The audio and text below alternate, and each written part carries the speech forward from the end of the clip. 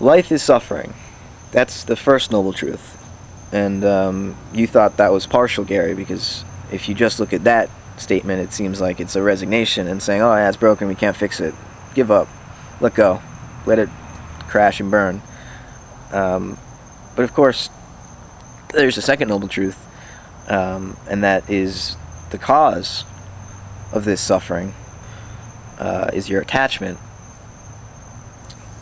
And the attachment comes from a false understanding of our experience. It's an illusion. Reality, as experienced by the ego, that sense of separateness, is an illusion.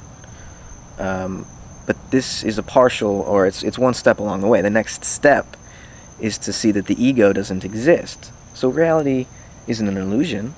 Reality is experience. Reality becomes an illusion when we think of it as something separate from this core self. Because if there's an essence to Buddhism in general, and I don't pretend to speak for every sect or school of Buddhism whenever I say Buddhism says this or Buddhism says that, I'm giving my interpretation and my Buddhism, and that's all anyone can ever pretend to offer. So with that out of the way, and that being obvious, or it should be obvious now, I think the essence of all Buddhism is that there is no self.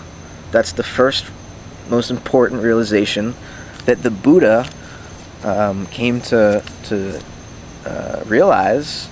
The realization which he realized was that there's no self. And from that, all of Buddhism follows. You have to be careful not to make an essence out of this realization, because that would be missing the point, mistaking the finger for the moon. But what does this mean, there's no self? It means that when you meditate, you're trying to come to realize this.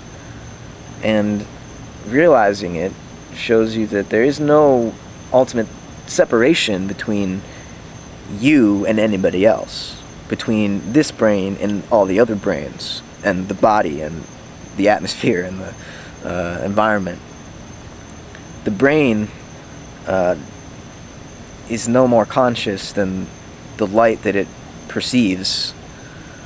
All of these things, the outside and the inside, participate in consciousness, in reality. The only reality which is an illusion is the reality you think exists without you. You are the whole thing. And I'm not talking, about an individual body. This is a cell in a large organism. And I am as much this body as I am that larger organism. We are sort of brought up and raised to feel as though that is not true, that we are individuals, that we are separate from everybody else. And of course this is a useful fiction because it allows us to create societies where people can be held responsible for their actions because they're in control of themselves. They're autonomous. And this is true, of course. I'm not trying to take away anybody's autonomy by saying there is no self. I'm saying you can only be autonomous while in communion with other autonomous beings. Otherwise, autonomy has no meaning. If everything, if you're not interacting and communicating with other agents who are just as free as you, your freedom has no meaning. Because you have to meet resistance from others who can choose otherwise than you and have different perspectives than you in order to realize their own perspective. And Gary, you said that you don't give a fuck about bacteria, but a good example of how everything is connected, biologically speaking, is that without cyanobacteria that originally evolved 3.5 billion years ago, or emerged out of molecules floating around in shallow salt water, without those, you could not exist. And if they were all to go extinct right now, you would probably only be able to breathe oxygen for another few days or a few hours. I don't really know, but not long. They are as much a part of your lungs as, the flesh in here. So you should give a fuck about the bacteria, because they help you stay alive. They allow you to stay alive.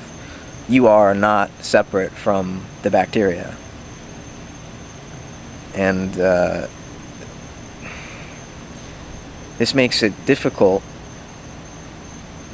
to try to change something that you think is separate from yourself. So, the relationship between Buddhism and activism, or trying to make the world a better place, is that one comes to see that the world is you. You are the world. Your state of mind determines what the world is.